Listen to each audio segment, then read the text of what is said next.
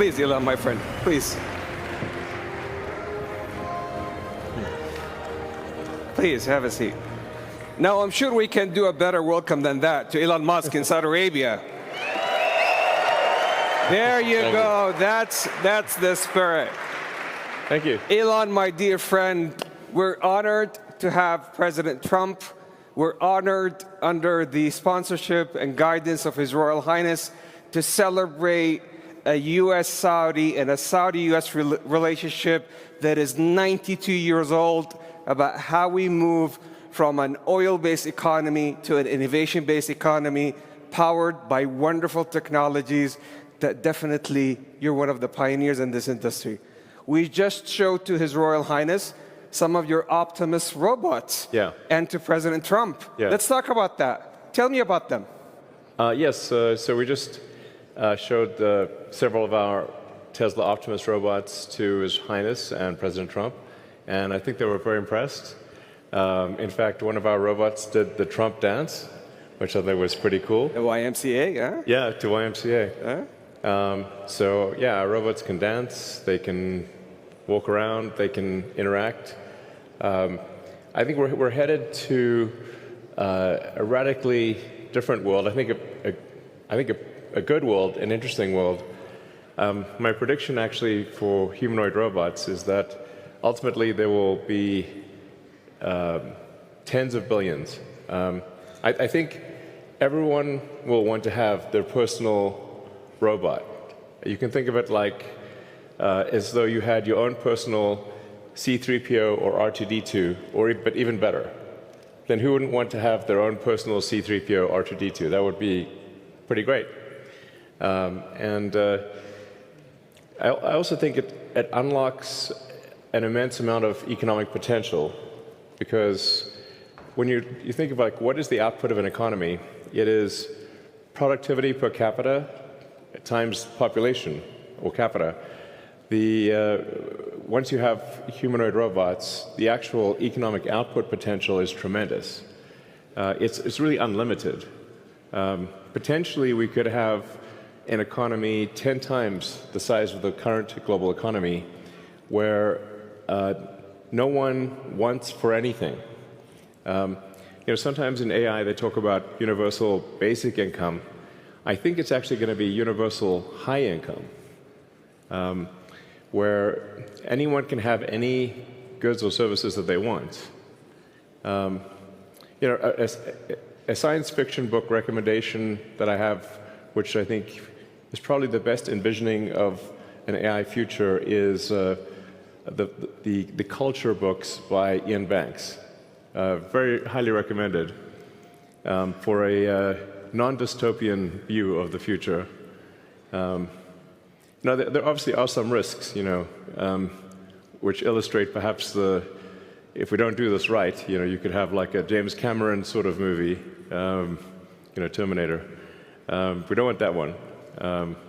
But having sort of a Star Trek future would be great, where we're out there exploring the stars, discovering the nature of the universe, and a level of prosperity and hopefully happiness that we can't quite imagine yet.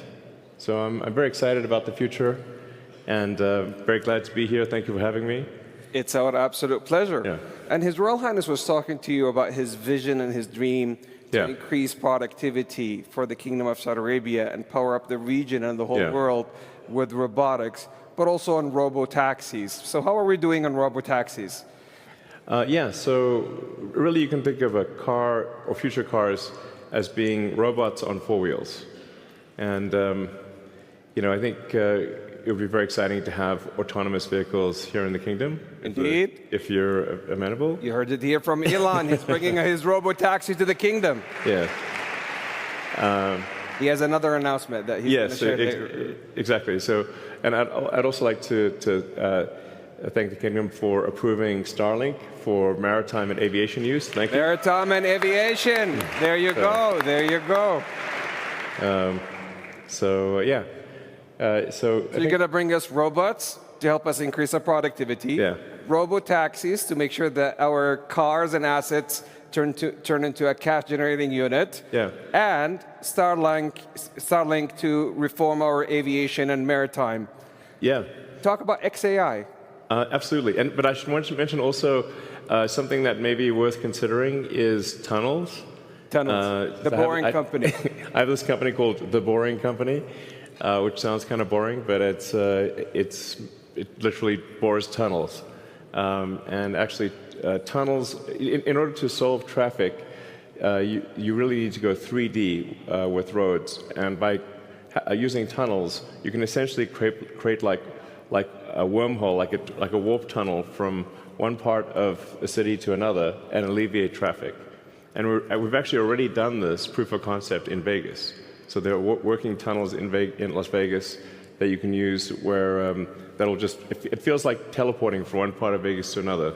So I always say that, my joke is like tunnels are underappreciated, it's a bit of a, not always a hit, but.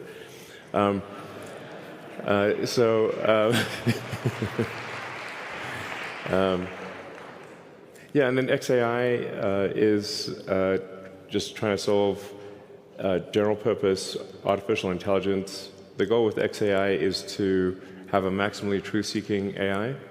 And it's important to be a maximally truth-seeking AI in order to understand the universe. Mm-hmm. So the goal of XAI is understand the universe. To understand, what is out there.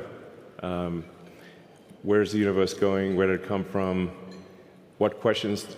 In fact, I think maybe the biggest thing is, what questions do we not know to ask? Once you know the question, the answer is usually the easy part. So the goal of XAI is to help understand the universe and yeah, that's the goal. And help people answer any questions along the way, of course. But that's my philosophy. My philosophy is one of curiosity, just trying to understand the nature of reality. So I know you had a long day, but we also have the Honorable President and His Royal Highness Saidi hitting the stage soon. Yes. So this is a historic day, a partnership about how we could join hands together, as we have joined hands in the past 92 years, on building a factor-based economy to help the world and power up 20% of the energy mix, which is very critical today to the AI intelligence age, the digital age, and how we have reformed, and with the intelligent age. And we could not be more appreciative of having a lifetime partner and a friend like you, Elon, to the kingdom. Thank you. Joining hands on XAI, Starlink, and robotics and Tesla. Thank you so much on behalf of the whole kingdom. And we look forward to continue the partnership. Thank you. All right. Thanks, everyone. Thank you.